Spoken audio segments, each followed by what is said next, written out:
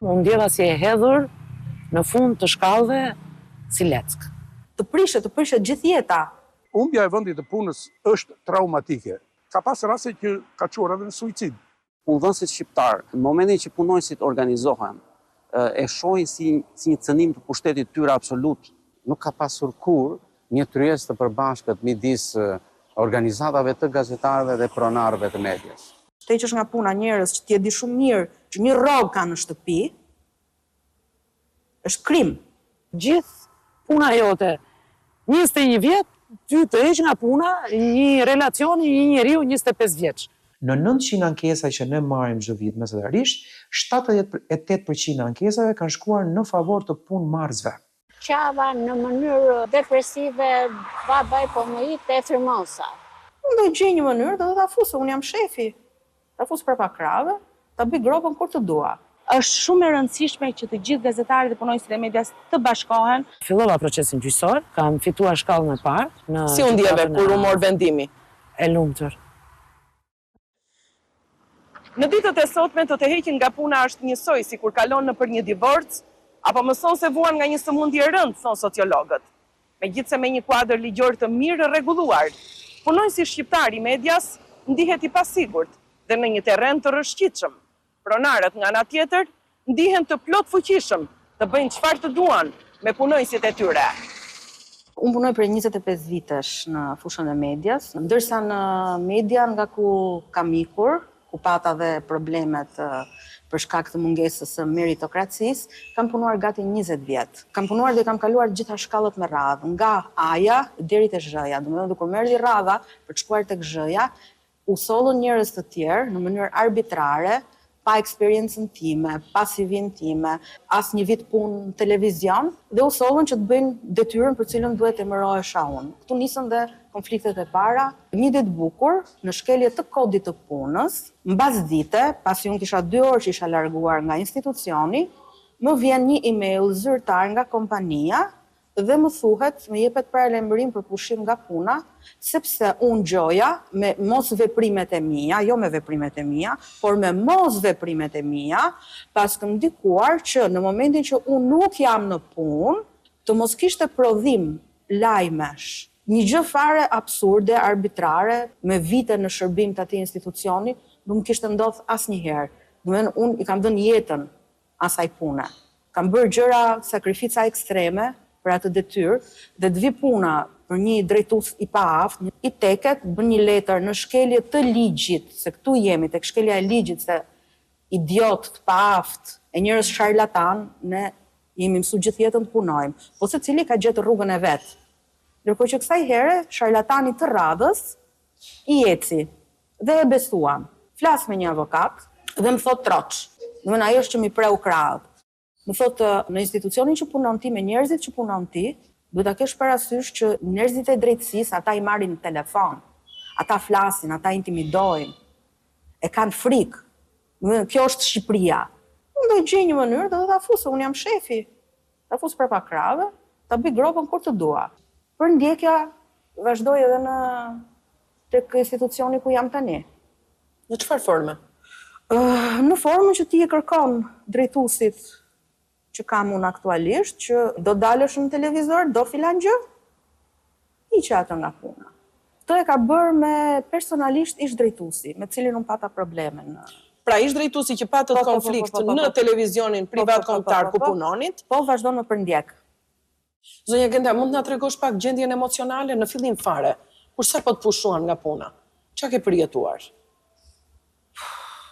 Nuk e di, kanë qenë mikset, edhe lehtësim që shpëtove, dhe nuk do të shfrytëzonin më. Problemi më të madh e kam pas me familjen, që më shqetëson familjen. Se unë vetë thashë përballoj, nuk viktimizohem. Hiqem si e fort, pavarësisht se ajo do dalin në çështje shëndetësore të tjera, pastaj kupton, merr pak peshë më shumë, fillon kortizoli të shton peshën, të prish gjumin, të prish regjimin që ti ke vendosur, do të thënë, të prishet gjithë jeta. Shikoni, humbja e vendit të punës sociologjikisht dhe psikologjikisht është traumatike. Studimet tregojnë që njerëzit që ndryshojnë statusin nga i punësuar në i papunë është një përmbysje radikale, e cila sjell turbulenca, turbulenca në botën e brendshme, individuale të individit, në raportet që ai ka, në raportet sociale, në marrëdhëniet me familjarët, me fëmijët, në marrëdhëniet me shoqërinë. Dhe kjo shoqërohet pastaj me ankthje, me shqetësime, me depresion, absolutisht, mungesë gjumi, ndërprerje të oreksit, dhënien pas lëndëve psikotrope, alkoolit e kujdiun tjerë që janë të natyrshme.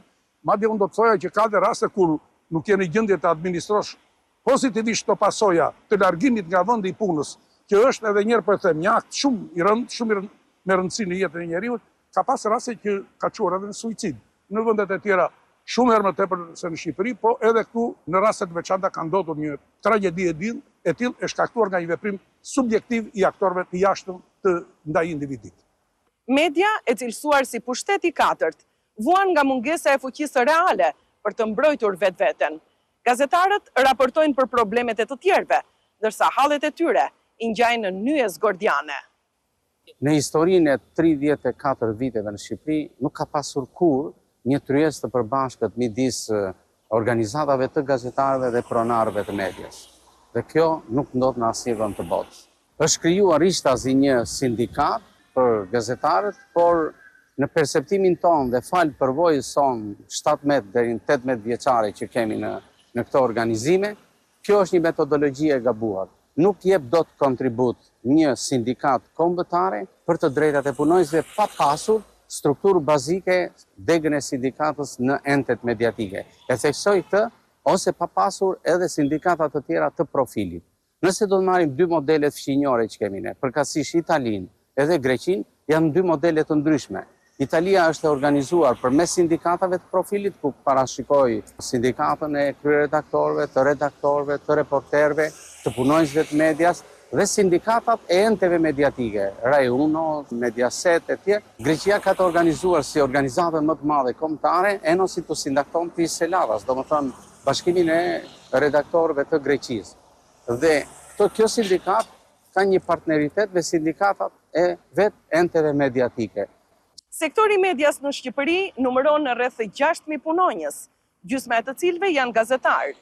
Kjo armat kontribuon në gjithë spektrin mediatik, që përfshin televizionet, radiot, mediat online, mediat print, ato periodike, si dhe platformat digitale dhe kablore. Në gjithë diskutimet që kemi bërë me punonjës të ndryshëm të medias, pyetja e tyre e parë është, shiko, unë nëse angazhohem në sindikatën dhe unë e shoh si të drejtë dhe e shoh si diçka që mund ta bëj, ka pasur shumë raste, a më garanton që nëse unë angazhohem nuk do largohem nga puna? Praktika, në raste të tjera, në disa sektorë, për shembull sektori call center, sektori i minierave, sektori fasonerisë, ka treguar që punonjësit, në momentin që janë angazhuar në sindikata, dhe janë angazhuar shumë fort për të drejtat e tyre, për të organizimin sindikal, kanë pasur pasoja deri në largim nga puna, sepse punëdhënësit shqiptar, në momentin që punonjësit organizohen, e shohin si një cënim të pushtetit tyre absolut, dhe e shohin si diçka që janë gati të investohen aq fort, madje të investojnë shumë më tepër, të harxojnë dhe të shpenzojnë shumë më tepër se çdo shpenzonin nëse do realizonin të drejtat e tyre në punë. Ata janë të gatshëm të paguajnë shumë herë më tepër për të goditur këta persona që angazhohen në sindikata, shumë herë më tepër se çdo paguanin për përmirësimin e kushteve të punës.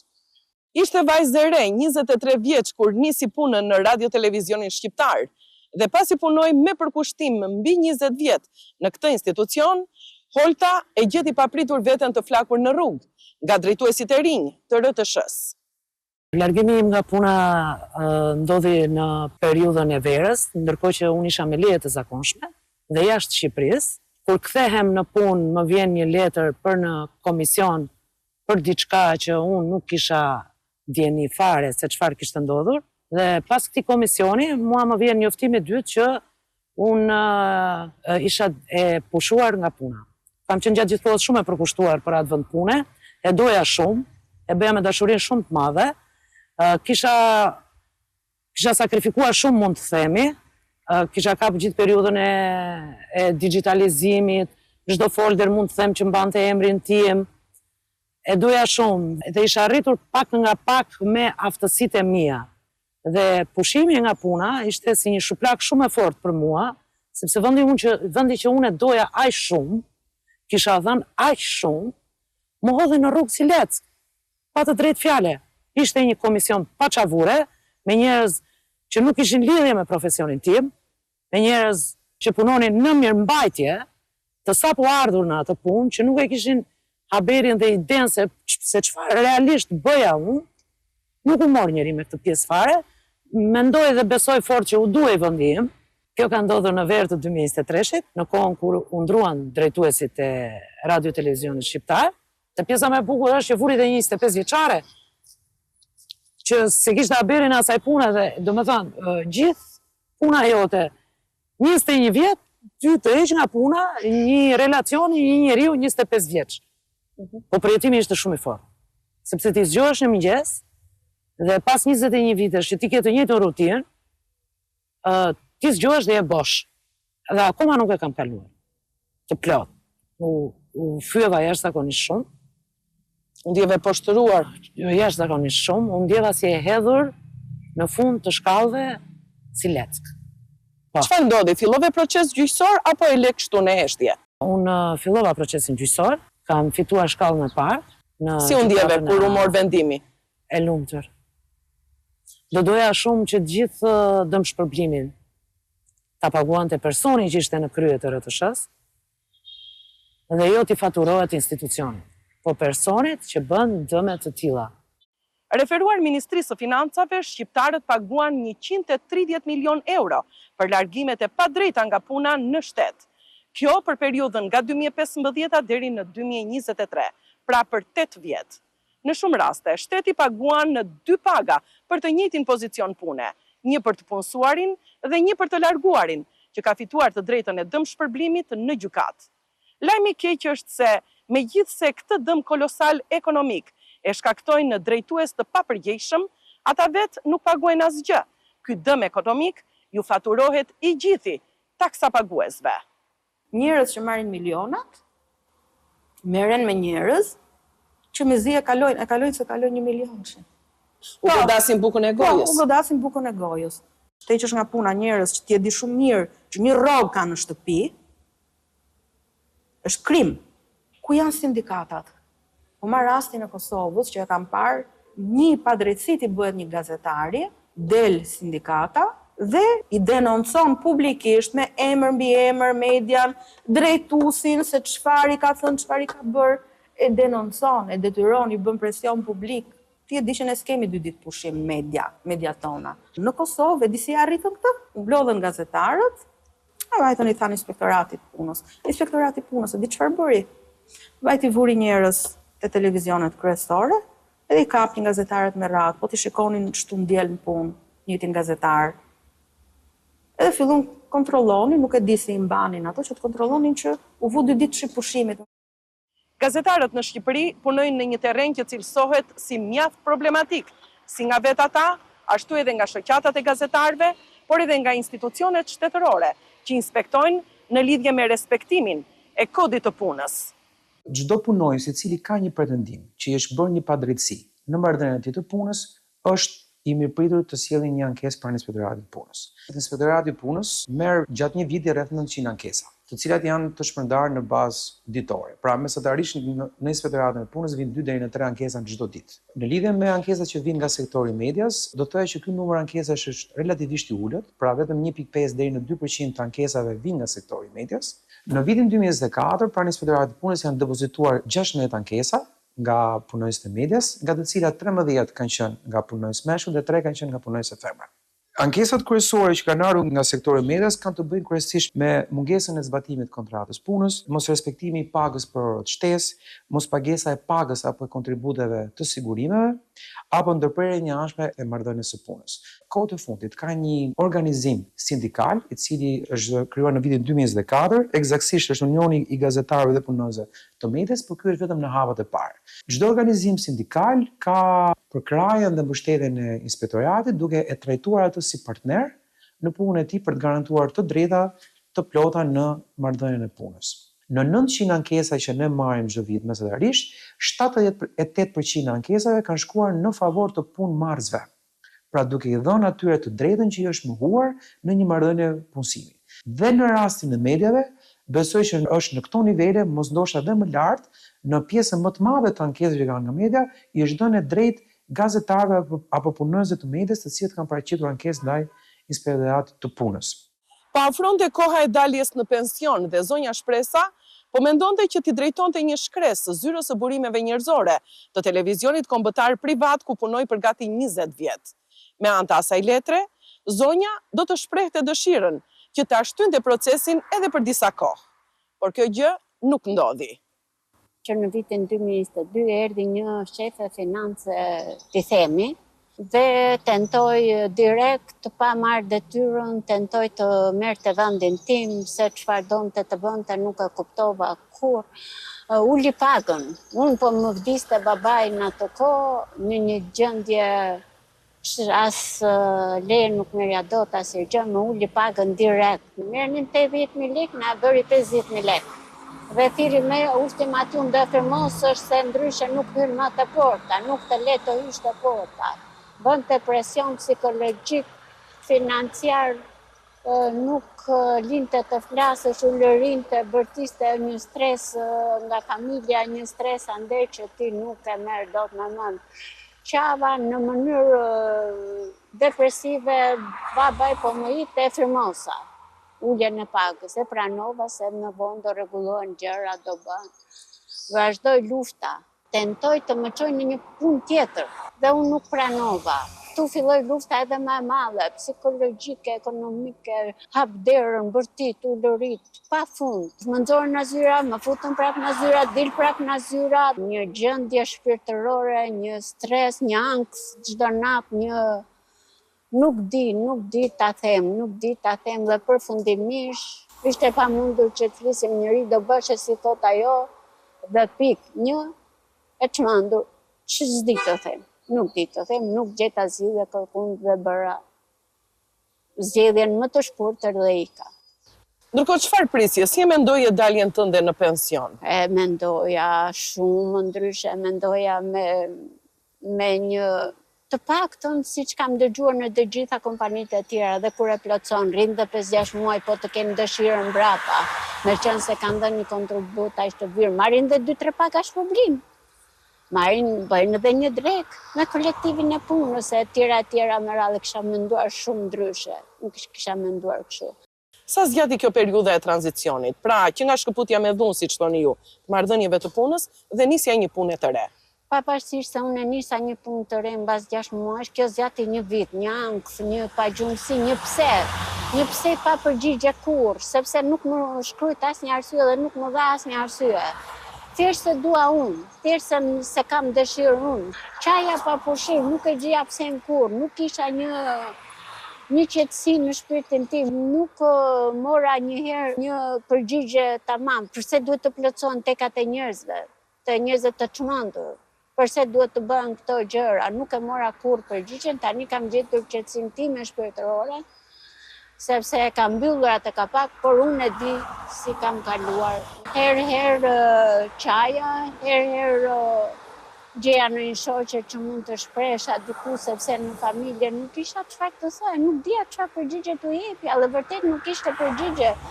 20 vite unë isha e respektuar, punoja pafund, punoja dhe të shtuna dhe natën kur kishe nevojë.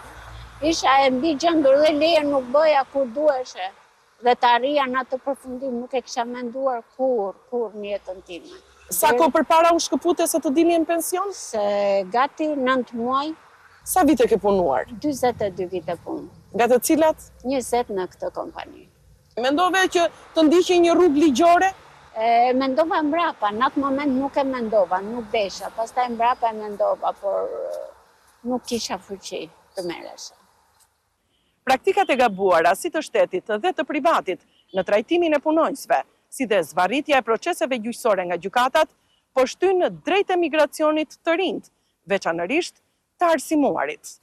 Media është një ndër sektorët me informalitetin më të lartë të punës. Ky fakt ka qenë ndër vite i pasqyruar nga çdo raport, jo vetëm kombëtar, por dhe europian. Sindikatat nuk arrin të realizojnë procedurën, funksionin dhe rregullat që duhet të realizojnë, nuk kanë fuqinë për t'u imponuar pushtetit në sektorin privat apo në sipërmarrje private në industrinë e medias, apo nuk kanë dhe njerëzit e duhur të cilët të jenë totalisht pandikueshëm për t'i shkuar gjërave deri në fund. Sigurimi i një sindikate me burime alternative të ardhura që vijnë kryesisht nga fonda apo projektet Bashkimit Evropian, që nuk kanë ndikim apo influenca të brendshme si shtetërore ashtu dhe private, do të krijonte një farë enti i cili do të rregullonte gjithë marrëdhëniet dhe do të ishte i pandikueshëm dhe i painfluencueshëm nga rrethanat e brendshme. S'ka, në momentin që nuk ka një regulator në Shqipëri që të mbrojë nga këtë lloj abuzimi, kjo gjë do vazhdoj. Sigurisht që të prishet jeta, po thash varet si e përjeton ti. Nuk ka, në momentin që ti viktimizohesh, ata fitojnë. Jo, unë jam më mirë. Pavarësisht se e drejta ime nuk doli. Po do dali një ditë. Ndihesh e lehtësuar, e rënduar? Jo, e lehtësuar në momentin që kam ikë prej atje. Tash nga rrethanat që u bën, ndjehem e lehtësuar. Por, mënyra si kam ikur, ato nuk e harroj kur. Në Shqipëri ndodhin pothuajse për ditë shkelje të drejtave në punë. Për zgjidhjen e kontratës, pa shkaqe të justifikuara, punonjësi ka të drejtë ngrej padi kundër punëdhënësit në gjykatën kompetente brenda 180 ditëve nga koha e zgjidhjes së kontratës. Gazetarët kërkojnë asistencën e avokatit ose mbrojtjen e avokatit për shumë arsye. Kërkojnë informacion, refuzohet nga institucionet publike. Gazetari vjen pranë kësaj zyre për të aksesuar të informacion nëpërmjet rrugës gjyqësore. Dhe ç'është e vërteta, gjykata ka qenë alat shumë i mirë i gazetarëve në këto raste, të paktën ato që ne kemi ndjekur. Problemi këtu pastaj do mbetet gjithmonë kohëzgjatja e gjatë e gjyqeve, por ne në këto raste kemi preferuar ose kemi përdorur mekanizma të tillë që informacionet jepet gazetarit dhe brenda 2-3 muajve. Probleme gazetarët kanë edhe për shkak të burimeve, ju ndoshta është e dëgjuar tashmë ka bërë buj çështja e qynos dhe ishte tipikisht për prekje të burimeve të gazetarit, të cilat kuptohet që janë të shenjta dhe nuk duhet të cënoheshin në mënyrën se si u bë. Një grupim tjetër i padive janë padit slap, edhe këto janë të njohura si padi që ngrihen nga politikan, njerëz publik, biznese, kundër një gazetari që ka shkruar apo i ka investiguar diçka në dëm të interesave të tyre. Kjo kuptohet bëhet për të çuar në vetëcensur gazetarin, pra për të limituar gazetarin. Po një grupim tjetër pastaj është edhe tek ndërprerja e marrëdhënieve të punës. Gazetarët këtu janë të pambrojtur. Më duket se është krijuar një sindikat, por edhe ajo duhet të jetë në hapat e parë dhe në qoftë se është krijuar dhe nuk është akoma e aftë që të mbrojë gazetarët në këto, kështu që dhe në këtë aspekt gazetarët janë të ekspozuar karshi mediave dhe kryesisht mediave që janë të mëdhaja. Zënja avokate, a kanë mundësi punojësit e medias, gazetarët që t'i përballojnë financiarisht proceset gjyqësore? Në fakt diku e kam dëgjuar që një gazetar i pasur nuk është fare gazetar. Kështu që e marrim si prezumim që gazetari që bën gazetari vërtet nuk i ka mundësitë ekonomike për të përballuar shpenzimet gjyqësore të një procesi gjyqësor, po fal mbështetjes së një programi nga një organizatë amerikane që quhet NED, kjo zyrë ka patë mundësinë që të ofrojë shërbimin falas për gazetarët, sigurisht jo për gjitha llojet e çështjeve, por një pjesë të mirë të tyre. Profesor, për gjatë përvojës tuaj, ju ka ndodhur që t'ju heqin nga puna? Po, më kanë hequr dhe mua nga puna, isha i dashuruar me atë vend pune. Ai vend pune që më dha këtë emër, që më dha këtë profesion dhe që më dha këtë status social në shoqëri. Kështu që, po, e kam përjetuar. Ka pas raste kur i dëshpëruar në 6 muajt që qëndrova pa punë, thosha, do gjejun dot punë më.